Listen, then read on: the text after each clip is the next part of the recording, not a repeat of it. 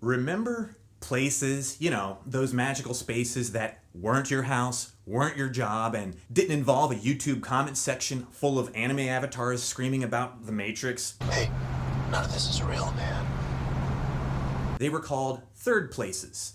Coffee shops, libraries, bars, parks, diners, bookstores, basically anywhere that you could go that didn't require a cover charge, a login, or your soul slowly disintegrating under fluorescent lighting. And guess what? They are disappearing fast. But hey, at least we have Amazon Prime and 3 different dating apps we're too emotionally numb to open. So here's the idea. Sociologist Ray Oldenburg coined the term third place to describe those hangout zones between home and work, the spots where community actually happened. It's where ideas were traded, friendships were made, drinks were spilled, and occasionally someone tried to sell you their band's demo CD. Third places were messy, noisy, and alive. And now they're mostly a Starbucks drive-thru with a locked bathroom. So where did they go? What the hell happened? Well, a few things. Money. Cities realized they could bulldoze your quirky little used bookstore and replace it with a 4-story condo and a Chipotle. Community development. Technology. Why go anywhere when you can doom scroll in bed, order food, and pretend you're not sad? You don't even have to talk to a barista anymore. Just tap the screen like a lab monkey until your iced Americano magically appears on the counter. The cult of productivity. Our culture now treats relaxation like a moral failing. You sat on the park bench for fun? What are you, some kind of socialist? And if you're not grinding, monetizing, or side hustling, are you even living? Spoiler, yes. In fact, you may be the only one who truly is. I used to have a third place. It was a crusty little coffee shop with wobbly tables, pretentious music, and the kind of baristas who looked like they hated joy. And I loved that place. There were regulars, writers, weirdos, students pretending to study but actually just judging each other's outfits, and nobody was in a hurry. Everyone was just there, together. That place is now a Chase Bank, because nothing screams community like variable APR and a security guard who looks like he'd rather be anywhere else. Here's the thing. Third places aren't just optional nice-to-haves. They're psychological infrastructure. Without them, we fall apart quietly and all at once. They give us casual socialization, not parties, not meetings, just seeing familiar faces. Saying hi to Carl, the guy who always orders the oat milk latte and reads Dostoevsky, but never actually finishes it. These low-stakes human interactions, they're the emotional glue of society. Without them, you have simply isolation, disconnection, and eventually Reddit threads about how hard it is to make friends in your 30s. And then showed up like the world's worst house guest and murdered what was left of our third places. Parks were wrapped in caution tape. Cafes became takeout only. Libraries locked their doors. Bars went full Mad Max, just trying to survive. And we all learned to stay home, stay inside, stay safe. But here's the thing. We never came back.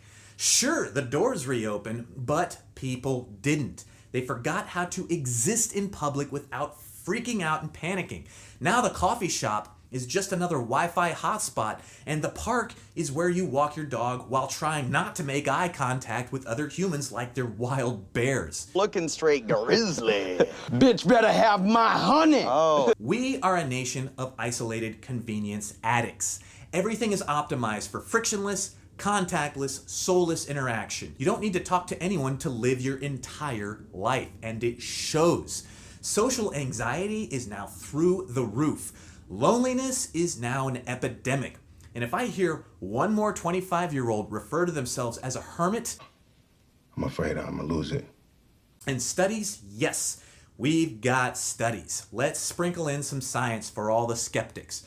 A 2021 study published in the American Journal of Health Promotion found that access to third places correlates directly with improved mental health, reduced stress, and get this, lower mortality rates. That's right. Going to the pub might literally save your life. Just maybe skip that 5th whiskey sour. Meanwhile, A report from Cigna found that nearly 60% of Americans now identify as lonely. That number is even higher for Gen Z. But please, tell me again how working from home in a 700 square foot apartment with no friends and a ring light is the future of work. You might be thinking, but what about online spaces? Ah yes, Discord servers, Slack threads, Instagram comments. Nothing screams community like getting ghosted by your meme group or rage arguing with a bot named CryptoLord87. Virtual third places are like digital methadone. They mimic the connection, but don't actually provide it. No body language, no warmth, no messy, awkward, beautiful human friction. Just algorithms serving you more of what you already believe until you forget how to actually disagree with somebody in person without throwing a friggin' chair. Urban planners, if they even still exist, have basically given up. We've replaced the public square with Target parking lots and built entire neighborhoods where the only thing you can walk to is a mailbox shaped like an eagle. I saw this firsthand when I was in Tucson. Beautiful desert, killer sunsets, and the downtown actually has some charm.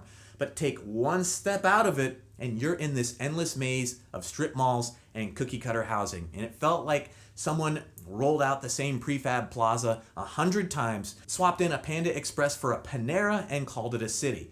And honestly, it bummed me out. I didn't feel like a local or a neighbor or even a guest. I felt like a tourist with a debit card, just there to consume, drive, and get out of the way.